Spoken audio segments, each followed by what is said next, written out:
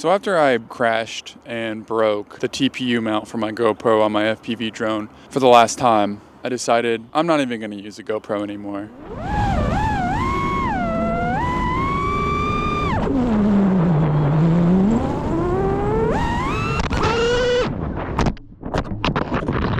Now if you notice here on this drone, right here, this drone, there's no GoPro mount. And throughout the entirety of this video, I'm going to try to capture as much footage using only the onboard video on the DJI O3. I know apparently the O4 has a better camera, whatever, but I don't have an O4. So we're gonna have to deal with the O3.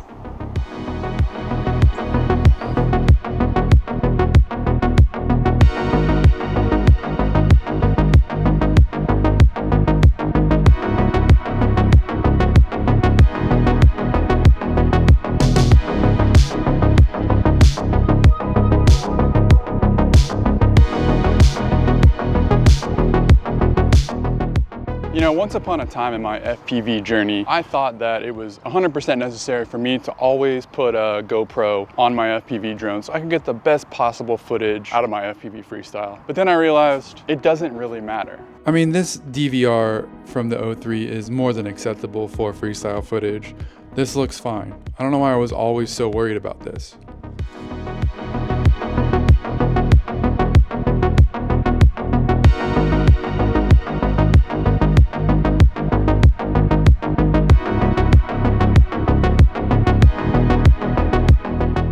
Analog DVR is even acceptable as well, in my opinion. You know, some people don't like that, and that's whatever. If you don't want to spend like $350, $400 on a GoPro, just use the camera that's on your drone and upload that. And if you're not uploading anything, and you don't care about that, then there's really no need for you to have a GoPro at all. If you want to run a GoPro, totally fine. If you want really good footage, most of the time you're just gonna have an abundance of files that are just gonna take up storage space that you could put other things on there, like anime or whatever it is that you're into. I know that I have just like a ridiculous amount of footage just taking up precious hard drive space that I'll probably never use. That's just sitting there, waiting for me to delete it one day, probably. This entire thing has got me thinking too, how necessary is it to even record FPV freestyle footage at all? The only time you really need footage is if you're gonna post it or if you're doing some professional work for somebody and they need the footage, obviously. But do you really need to record at all? Who knows? Also, as a disclaimer, it's actually really important to always be recording some sort of DVR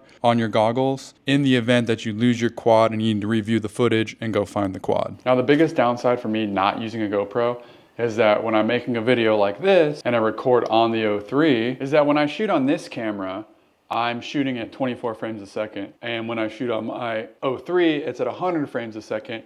And 124 don't divide well on the timeline. But honestly, I don't really care that much. I just drop it in and just hope for the best. And honestly, when it comes to mixing frame rates on my timeline, I've really never had anybody notice at all. Maybe just like one or two people have made comments about it. And even then I don't really give a shit because I'm just gonna keep doing it because it's easier. I'm not gonna try to, you know, match all my cameras with my drone and all that. It's not worth the time. It already takes too much time for me to like record and edit these videos, let alone have to figure out how to get all my frame rates matching and everything. I mean, it probably would be easier if I was shooting at 30 frames a second on here, but I just like shooting at 24 more, I guess. And actually shooting without a GoPro is incredibly awesome if you want to get more flight time, because I'm able to get like 5 or 6 minutes of flight time, which before I was only able to get like 3 or 4 minutes. It's lighter, flying the quad feels a little bit better. So those are good things. I mean, honestly, O3, O4 footage looks fine. That is more than suitable for uploading to the internet, to social media, and most people aren't going to be able to tell the difference. Now, if you want to shoot some really high-end cinematic type of footage, you're going to need a GoPro with an ND filter. You're going to have to set the settings appropriately. But if you're just out freestyling and you just want to, you know, have fun and fly around, there's probably really no need to like add an extra $350 component to your drone that you may break. Because as you can see from this GoPro right here, the screen is shattered. My other GoPro, the back screen doesn't even work anymore. I've probably broken like 15 GoPros in the 3 years that I've been doing FPV, so I just don't think it's worth it anymore. So if you're somebody that uses a GoPro, I have a little trick for you.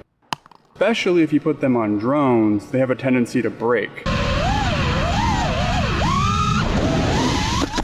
If you're gonna put a GoPro on a drone or in a situation where it could break, get the Best Buy insurance, buy from Best Buy. But the problem is with returning GoPros to Best Buy is that sometimes they ship it out and make you wait a couple of weeks to basically say that they can't fix it. Sometimes if your GoPro is just so f***ed up, they'll just replace it on the spot. Because you want the screen to crack because there's glass, and therefore they can justify that they can't safely ship the broken glass or something. I don't know. Either way,